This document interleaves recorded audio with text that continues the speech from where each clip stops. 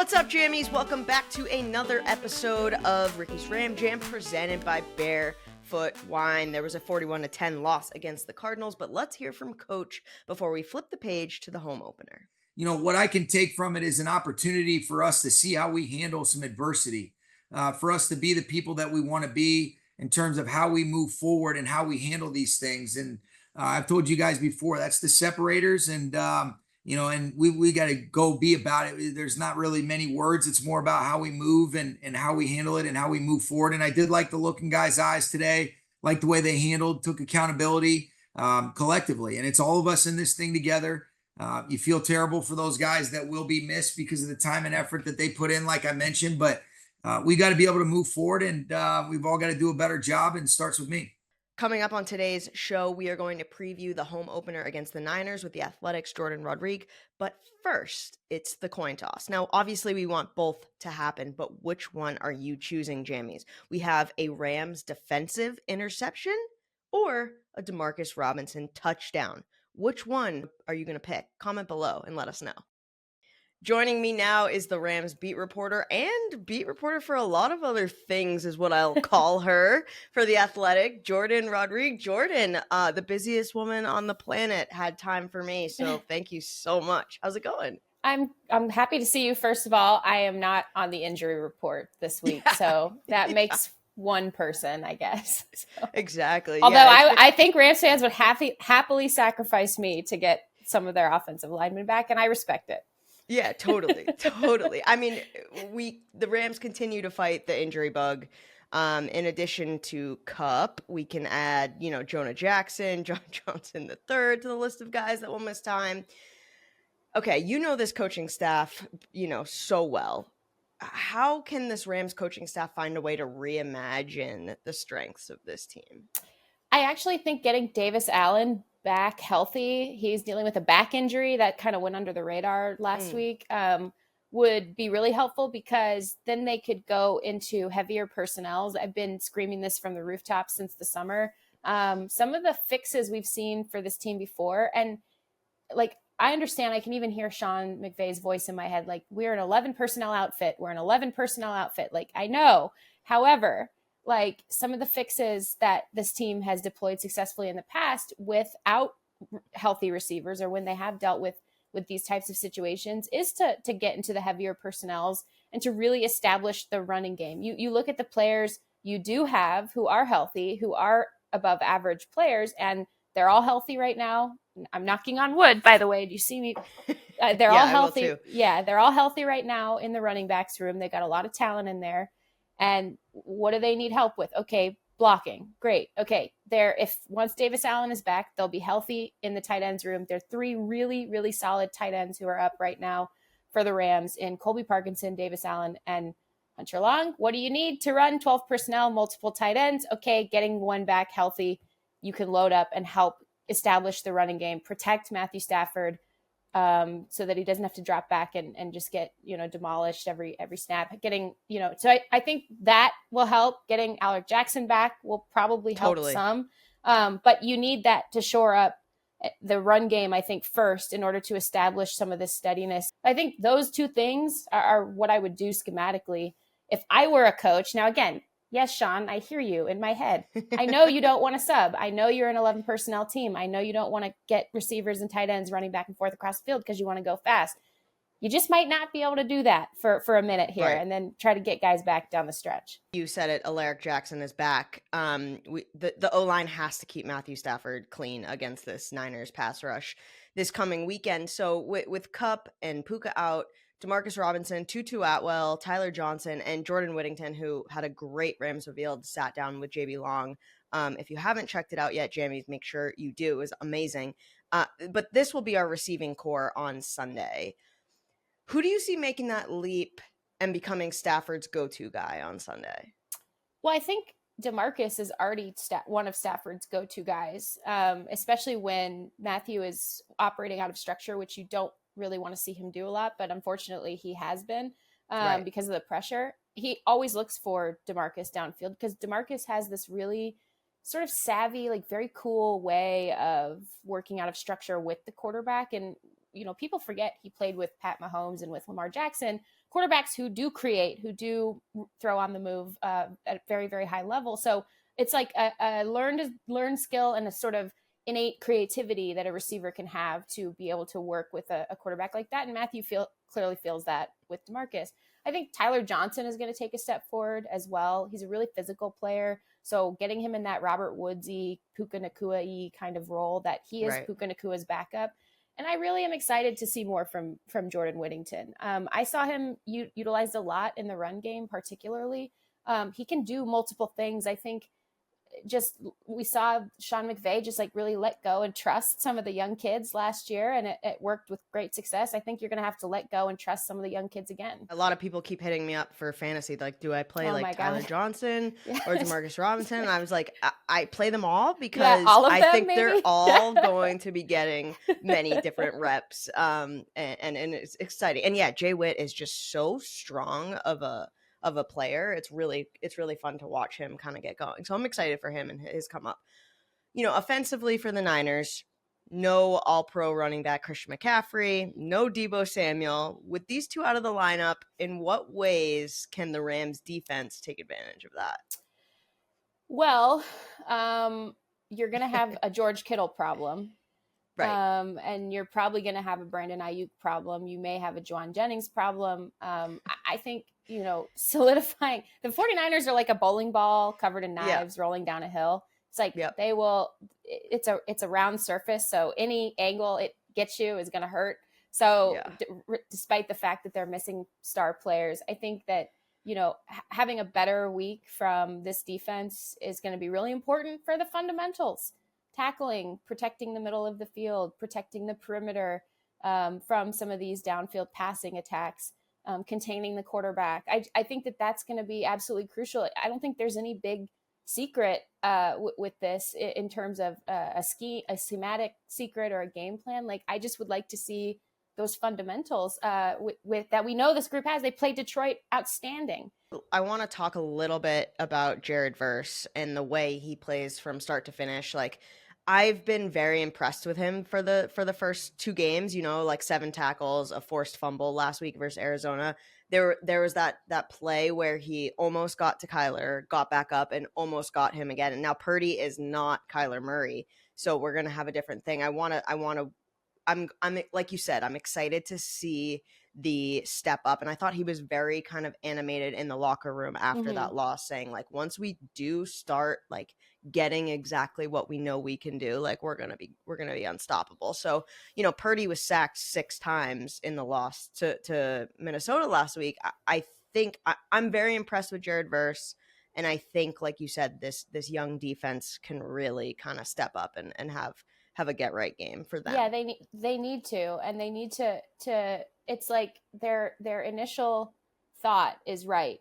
They are correct in their initial movement. It's the second effort and the second movement that it's a learning curve, especially for a young group. Like that second effort, defending quarterbacks. Brock Purdy is not Kyler Murray, but he can still move, and so defending quarterbacks who require that second effort and offensive schemes in Kyle Shanahan's that do require defending the second effort. I'm talking about yards after the catch in this regard. Jared, what I'm most impressed with, he shows the high motor and the ability and all the potential in the world. What I'm most impressed with is I heard him almost talking to himself, but really talking to the group around him in the locker room, kind of away from the cameras and everything, talking about some of those second effort attempts and some of the things that ended up, the potential and the effort was there and the correctness was there. It's just the, finishing the play. And he was like, that will never happen again. That will never happen again. That will never happen again. And was so adamant. And, he is, I think, a good self-scout for himself. And I think that's only going to help him get better. He's already playing at a really high level. But hearing him really course correct in real time like that, and basically being adamant that he was not going to miss or not complete the snap at that point in the future, I think that's a really bright spot and something that I was personally impressed with, because you need that type of energy after a game like that. You're so right, as always. This is the home. This is the home opener this weekend at SoFi. I'm so excited for the energy to be back in the building. It's been a few weeks since we've been in there, and I think I'm. What I would like to do, and if you'll indulge me here, is Always. yes, is draft. Where we like a good draft right here. I would like to Do I have all my draft. picks? Do I have all my picks? Yeah, you have all 3 picks. Let's draft our 3 favorite things about Rams home games at SoFi Stadium. My first overall No, pick. this is your first overall pick, so like you could take mine. So you better make it good because this is the first pick, and I know you've been scouting SoFi home games for a long time. I know. Okay, this is like super lame. Fans can roast me for this, but I believe it is crucial to functionality. There are first with the overall first pick. overall pick. This is I'm such a loser. But with the first overall pick, water refill stations are everywhere in SoFi. And What? I know. It's so important. It's so oh my gosh. Twitter is erupting. You totally blew the first overall pick. That wouldn't have even been in my top 3. You could have used your first overall pick. Oh my God. People are calling for you to be fired on Twitter. Like, this is wild. The first overall pick is refillable. Okay. Hey. Okay. Listen. This looks crazy on paper, right? I get that. You picked the flashy player with the first. I picked the offensive lineman with my first overall pick because not only is that super, super important for hydration, for safety, for overall wellness, for making sure that all fans are legitimately having a safe and comfortable experience. It's also really important for sustainability and reducing microplastics, and to also like make me happy as I walk into the stadium and I can fill my gallon of water so that I can balance out like 6 gallons of coffee that I'm going to drink throughout the game. So this is a pick that doesn't look good in the short term, but in the long term, it really is a franchise cornerstone, and that is what I'm going with here. Okay, so Rams fans, if I keep my job, if I keep my GM job that long, you'll see. You'll all see. So Rams fans, if you don't have tickets for Sunday, now you're running to Rams.com to get those because you need that water. Okay, so now I've got a total shoe-in. My first overall pick with the second pick in the draft, I'm going to pick the like energy rampede where the players sprint out onto the field before a game, where that like the stadium is just erupting, and like that energy, if I could put it in a bottle and put it on eBay, it would be sold for trillions of dollars because like you can't make that, and like that energy at a home game at SoFi. Like our game pres and studio team does such a great job, but like just all the graphics and like the players running out, the smoke, like everything, like it just gets me so hyped. And that was wow, I really didn't even think that would be on the board. This is amazing. This is amazing. But my pick will stay forever. Your pick changes every year because they change. That's true. It's always quality production, but it does change every year. But the energy. Fundamental football. I'm picking fundamental football.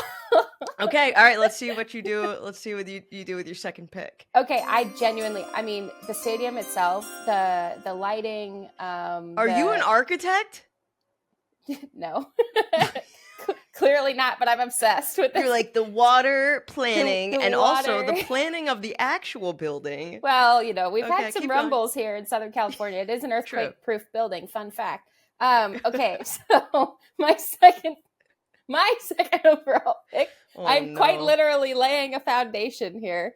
No, I love walking in there. The first time you walk in there is just as magical as the 100th time you walk in there, because you literally walk in, and between all of the layout and the infrastructure of the building itself, but then also the way that the lighting is always perfect, no matter what time of the day it is, the graphics, the video boards, just every, all of the, just the art around and everything, it makes you feel like you're walking into a video game. Really. It does. You really do feel like you're walking into a video game.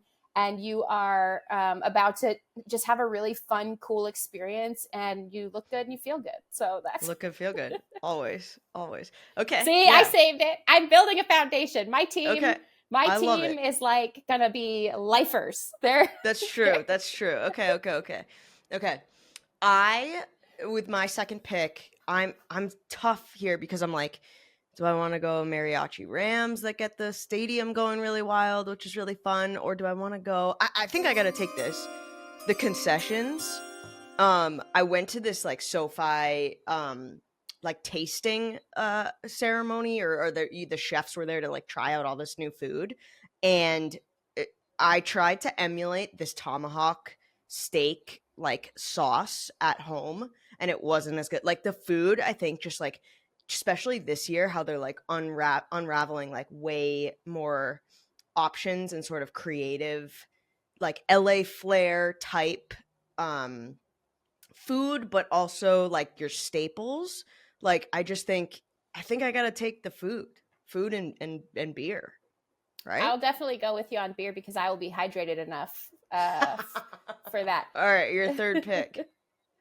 My third pick, I really love the Red Hot Chili Peppers montage before the opening kick. That gets me freaking fired up every single time. And it is just absolutely, I mean, it's so quintessential LA, first of all, but then also it's like the guitar starts rolling and then you see everyone getting hyped and lining up, and you just know that opening swell with the ball in the air is always the best feeling in football to me.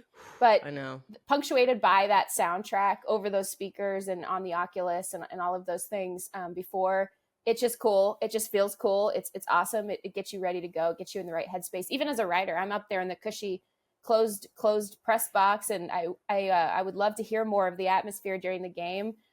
So when it's real loud like that, and we get a chance to actually hear some of that seeping through the glass, I just love that.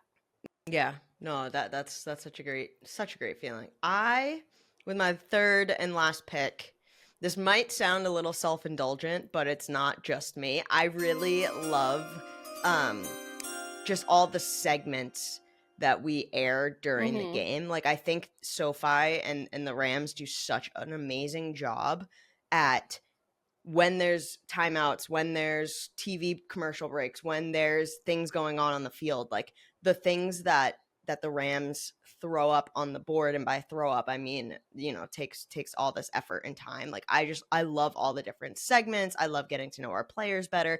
I love walking down into the bowl and watching people's reactions to some of these videos and fun ideas and segments, and then there's a lot of really cool different ways to get the crowd involved. It really does feel like an entire production, and it is an entire production, but you are there from start to finish, completely engaged, get to sit in this. And I've been to other stadiums and other games and other teams, and I really have to say that the Rams do it best.